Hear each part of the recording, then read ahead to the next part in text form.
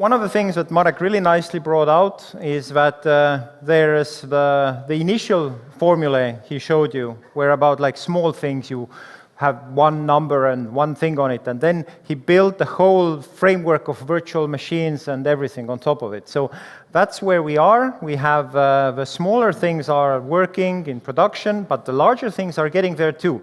So now we're going to have a proof to everybody in the room that this is not just math in papers. This is something that has been powering quite an important democratic application. So Jan will tell you about zero knowledge in practice in Estonian voting. Yes, hello. And once again, Don has put me to be between the audience and the lunch, so this is my destiny, I guess. And indeed, I think the title that was advertised in the conference website was using zero-knowledge proofs in Estonian e-services. But I'm going to tell you only about one e-service, but that's a very important one, and that's electronic voting. So in order to appreciate what these zero-knowledge proofs are actually about and what do they achieve, I'm going to give you a little introduction on what is actually happening behind the scenes when you submit your vote and when it goes to counting. So there is the voter on the left, that's you. There is on the right a vote collector, that's a state electoral office. State information agency, I'm sorry. So, and there is first the authentication step, so that's where you enter your PIN 1 into your mobile ID or smart ID or ID card. Then the vote collector looks you up, makes sure that you are an eligible voter in the voters list, sends you back the candidate list that corresponds to your district. You make a selection, then you encrypt your vote with the system's public key and sign it with your ID card or mobile ID or smart ID. That's when you type in your PIN 2. And then you send away your vote. And this is actually how the voting protocol looked like up to 2011. So in 2013, we additionally gained the functionality of individual verification, which is designed to make sure that your voting application actually sent your encrypted and signed vote out of your computer, because before that you didn't really have assurance in that. So we have a new device introduced into the picture, your mobile device, your mobile phone, your iPad, whatever you have. And there is a few other protocol passes in the system where your smart device actually downloads the encrypted vote into the device and then opens it using the randomness R that was used while encrypting this vote. Note that your device does not really have access to the decryption key, because the decryption key is distributed between 9 trustees, members of electoral committee. So he can't really decrypt, but what he can do, he can go through the list of candidates and try to recreate the cryptogram bit by bit using the encryption randomness, which is relayed to the verification device via this QR code. So if you've done electronic voting and verified your vote, you see there is a cryptic QR code. So like the most important value that is embedded in there is the encryption randomness. The other one is vote reference. So this is how the voting protocol looked like from 2013 till 2015. And well, it got better. You got assurance in your vote was really reaching the vote collector, but there were still things that were not verified. And one of the important aspects that was happening in a black box at a time was decryption. So there is ballot processing step. We will go a little bit deeper in there in a minute. But essentially, what is happening after this ballot box processing is that there is a list of cryptograms that will go to decryption. And there is a special box for decryption, kept offline, communicated over written DVDs and stuff like that.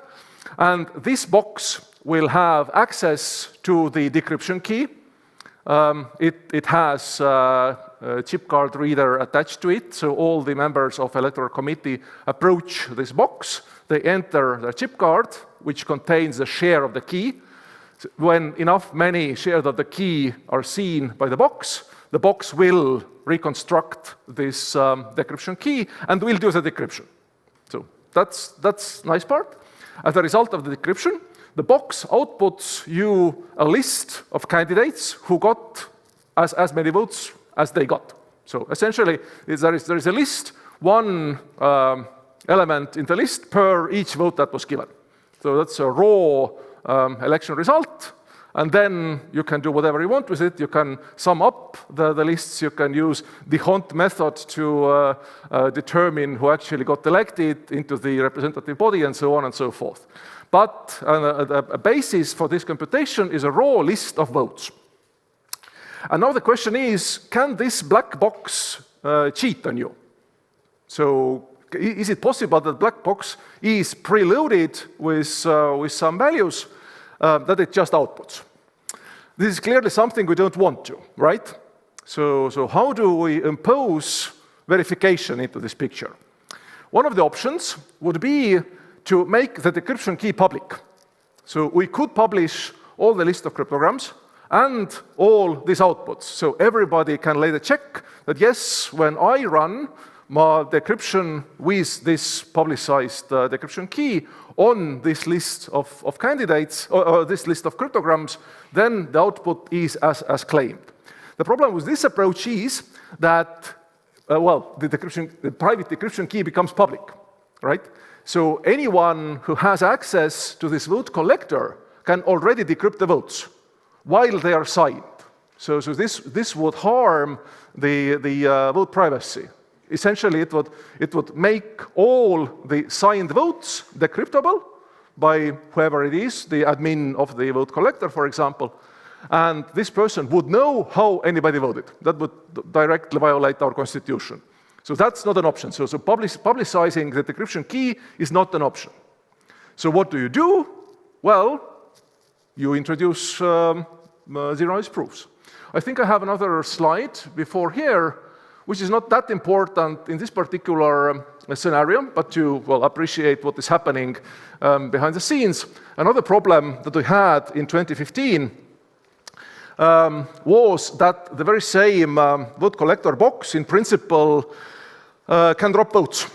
So assuming that our electronic identity system is safe, it cannot produce a valid vote on your behalf because it does not have access to your electronic identity. But in principle, what it can do after this individual verification process, it can drop votes. So in order to fight against that, some other method also needed to be designed.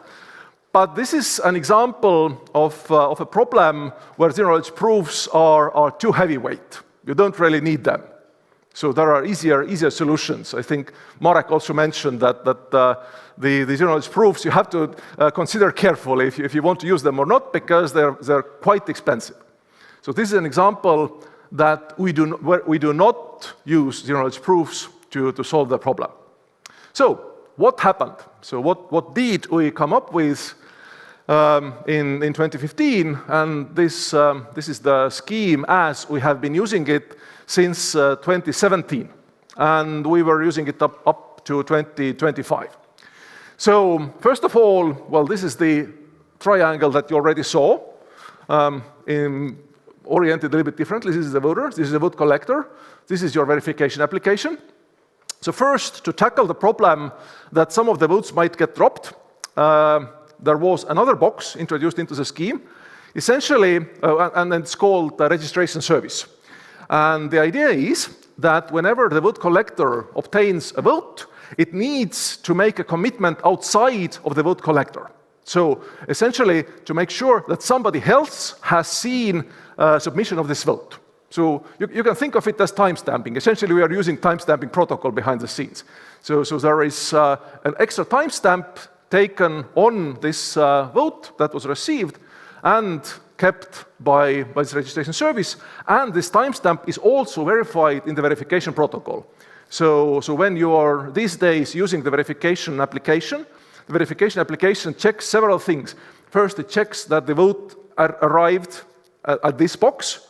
It checks that the encryption contains, it opens the encryption, it shows you the encryption, and you will check whether this encrypted vote is what you intended or not. And then it also checks that a box outside of vote collector has also seen this vote. So this is kind of distribution of trust, if you will, mechanism.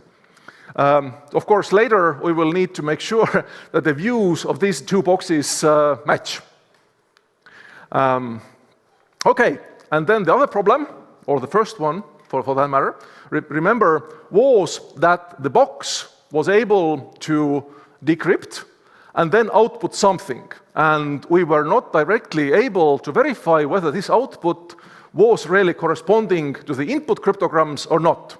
And now this is the first place where I'm saying the magical word zero-knowledge proof. Essentially, since we cannot just publish the private key, we have to work with the input cryptograms, the output values, and the public key. And it turns out that this is enough. So if you're clever in how you're encrypting your votes, you can, based on these values, also produce a proof of correct decryption. So this is the first example where we are actually using zero-knowledge proofs. And this is something that has been happening since 2017. And in principle, it is possible for like man from the street to write a verifier for these decryption proofs. And to go to the decryption procedure or ceremony and ask for this proof and to verify it independently. I've done it.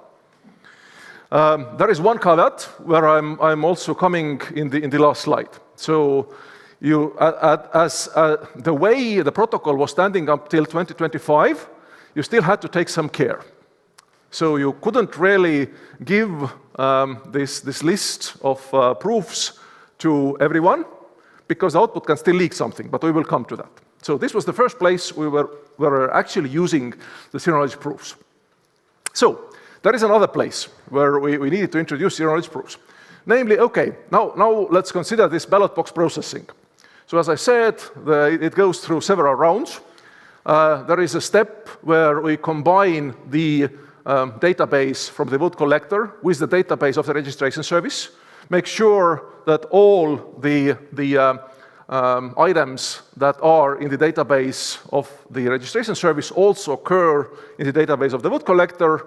Then we will have more assurance that vote collector has not just dropped the votes. So that's a good thing. Okay, then, well, there is some other processing happening in this ballot box processing application. The double votes are dropped. These votes are dropped that are being overcast by a paper, and so on. And then the signatures are also dropped. The ballot box is anonymized and then sent to decryption. If this would be the complete picture, then what would happen? There would be quite a nasty side channel.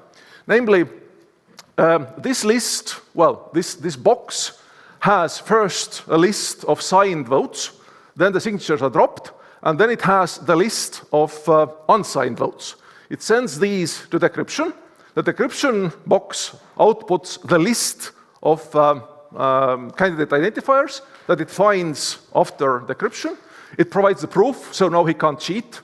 That's very good.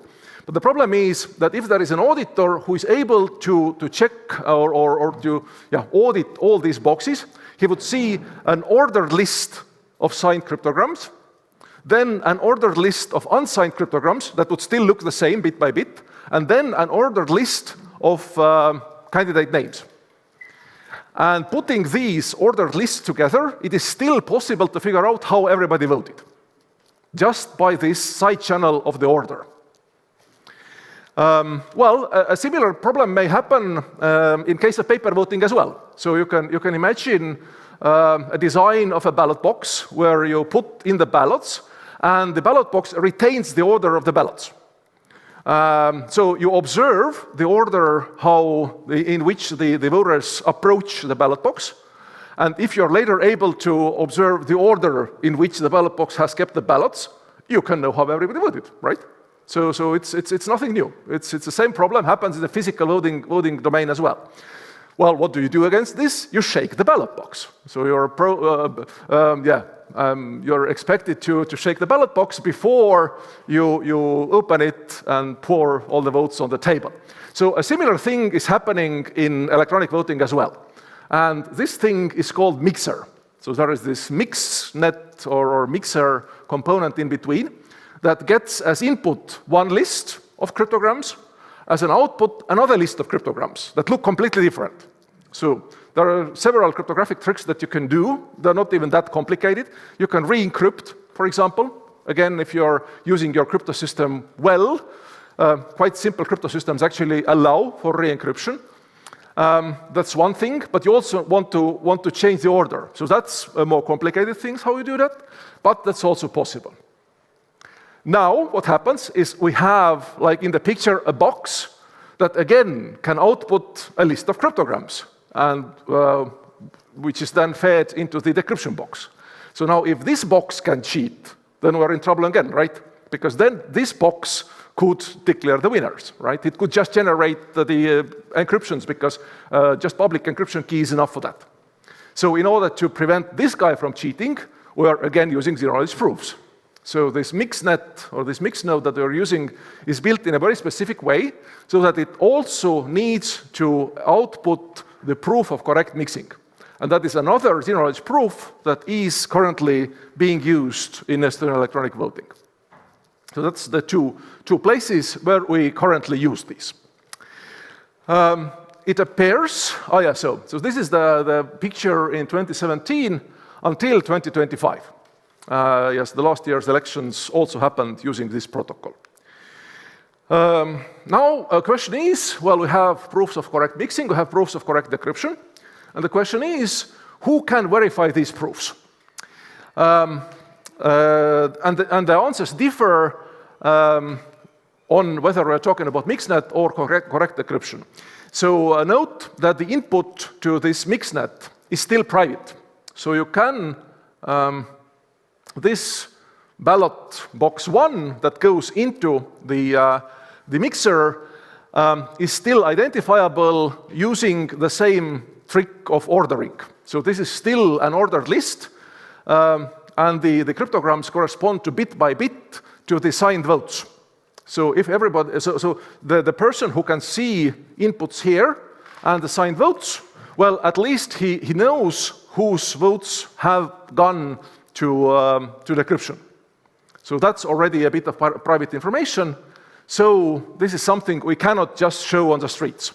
So verification of the mixnet will need to be performed by an NDA-bound auditor, at least for the time being. The decryption box is a different story, because the input of the decryption box is already mixed. So now we've broken all the connection between your original vote and the input of this decryption. So now this box, in principle, could be verified by anybody. So this is, I'm coming back to you could go to the decryption ceremony. That is, I think they're doing it twice. Once it happens on election Sunday, and the second time it happens on Monday. You, for instance, can go there on Monday and ask for the zero-knowledge proofs and inputs and outputs of this decryption box. In principle, they could be put openly onto the internet. There is, however, one problem that's still there in case of the protocol, how it was used up to 2025. And namely, it is possible to encrypt garbage when you are submitting a vote. And currently, nothing prevents you from, for instance, writing your own voting application and encrypting something else instead of a valid candidate identifier. And there are a couple of reasons why this is problematic. So I think one of the easiest problems to understand is that, in principle, using this, you can pull off a forced abstention attack. So if I know that you're a supporter of a party I don't like, then what I can do is I can give you a voting application written by me and a garbage vote also composed by me, and tell you submit this vote using this application, and later I will go as an observer on the Monday after election Sunday. I will ask to see all the decryption proofs and all the decrypted values, and I'm expecting to see this garbage that I gave to you, I'm expecting to see this garbage in the output. So that's an attack. There are a couple of bit more involved attacks using the homomorphic properties of encryption. You can pack several encryptions into one, for example. There is a paper about that. There are several other attacks. In general, the takeaway message is that encrypting garbage is a problem. And we want to prevent this option. How are we going to prevent this option? Zero-knowledge proofs to the rescue again. So what we can do is we can augment the vote casting protocol so that the voting application needs to provide a zero-knowledge proof of correct plaintext. So we can make use of the fact that the list of valid plaintexts is rather small. It's a few dozen to a few hundred. Well, I guess the most extreme case in Estonia is the city of Tartu, where I come from.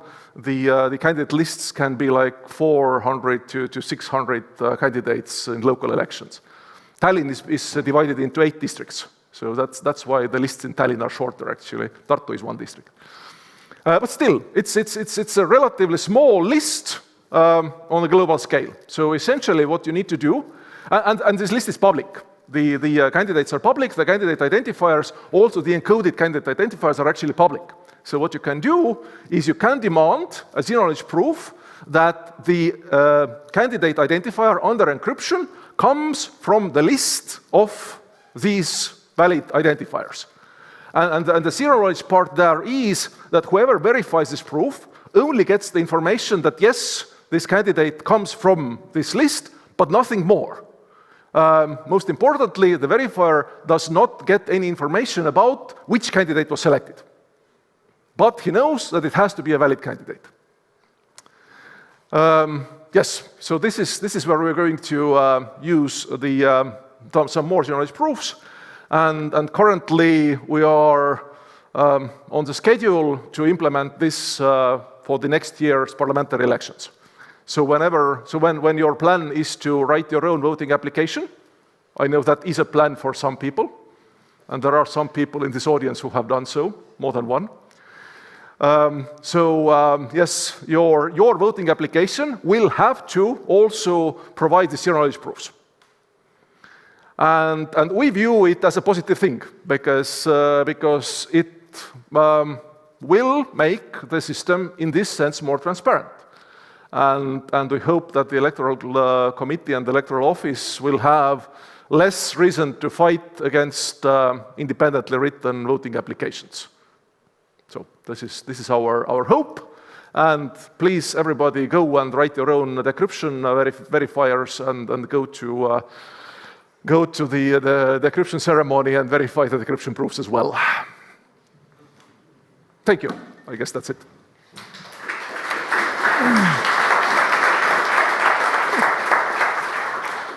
There's a few minutes. Do you have any good or bad questions? Yes, please, sir, from the front row. How you're verifying when one people can vote once, but if in process of voting some was disconnected, lost connection, how it can be repeated without doubling the vote? Yes, so the votes in the vote collector are for the time of vote submission stored with signatures. So when a new vote comes, and it's perfectly legal, so it is possible to vote a couple of times in Estonia. It's an anti-coercion measure. So it is possible to vote a couple of times. If you feel that your connection broke or your verification didn't match or whatnot, you can start all over, cast another vote, and only the last one will count. So the vote collector will retain the votes with signatures and with timestamps. Okay, thank you. Thank you very much. It was very interesting and it's very scandalous. And they're saying that only Estonia and Russia are doing it well with e-voting. So this is completely not true. Yeah, I so there know. are Yes. a couple of dozens of countries that do remote electronic voting, including US, Yes. who has been very and vocal they hate it against. somehow. This is not the problem. My question is that if I understand that in Estonia, your latest cast vote can be on paper and then it annulates the electronic vote. Is this the problem for you? Because how you know it? It makes another extra step for you to prove that the elephant is not a camel. Well, I mean, this is what is happening in this ballot box processing step. So there are a couple of steps. One of the steps is figuring out which one of the electronic votes was the last one.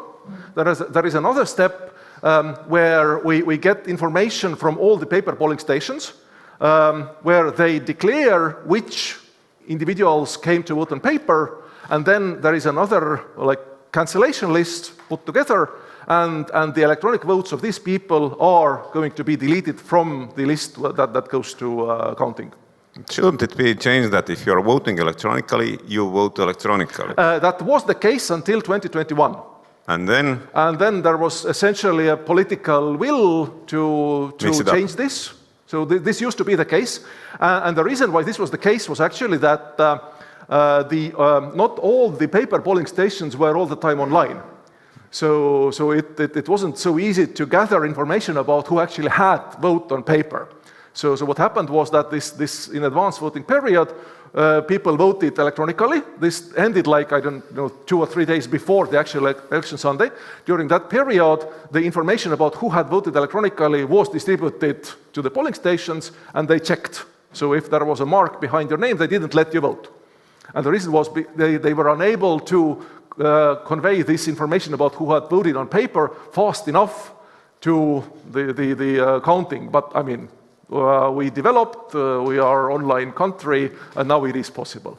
And that actually caused problems, I think, was it 2023 or when was it? When the counting of electronic votes was stalled for 3 hours or something.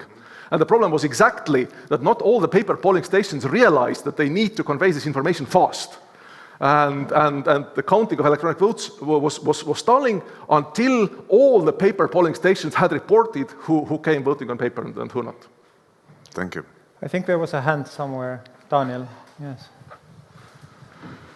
Daniel has a potential to ask something I don't know, but yes. Then he can answer this himself. So today's conference started with this anecdote that zero knowledge, when learned at university, results in the zero knowledge of students. Because voting is such a sort of social thing, and I can anticipate when you start telling that, okay, you're proving that you have a correct vote, people will say, okay, so that means that the collector is going to learn how you vote because it makes no sense that you're able to prove that it's a valid candidate without leaking who it's for. And so previously we did have a solution so that it didn't impact the actual result. And sure, researchers such as yourself, you would be very happy if all the decryption proofs are public, but most people don't care and they don't realize that this is actually an issue.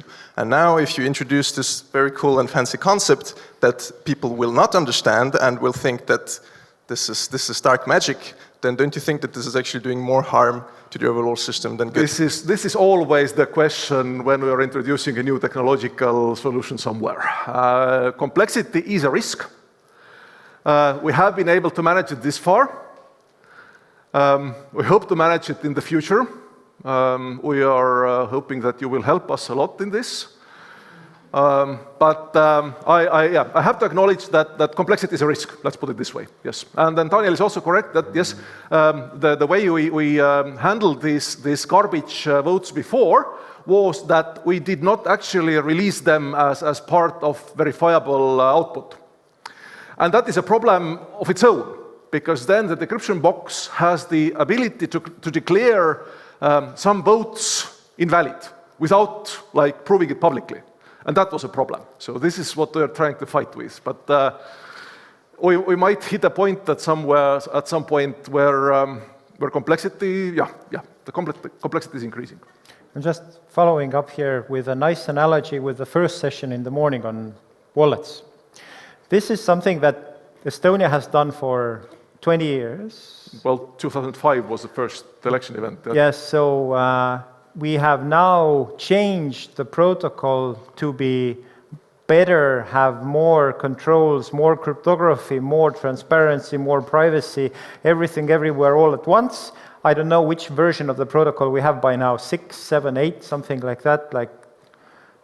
At least 4 if you count like the big protocol updates. So, but with electronic voting in Estonia, there have been drivers. There has been the public distrust. There has been the researchers. So I'd like to come back to what Olivier said in the morning, is that if you commit yourself to 10 years of bad cryptography, then what's going to be the impulse that forces you to change to be better? In Estonia, for internet voting, we've had to change better all the time because it's an important democratic process. And there are people who are constantly challenging the status quo. Will it be the same for wallets, is, I guess, the question. Because this is exactly how this is. It gets better, better, better. The complexity increases. And now the question is, do we do a sort of quick and dirty wallet with quick and dirty privacy, or do we try to do a good one immediately? So with this wonderful question, I'll let you go to lunch for the next about 42 minutes. Thank you very much, Jan. Oh, thank you.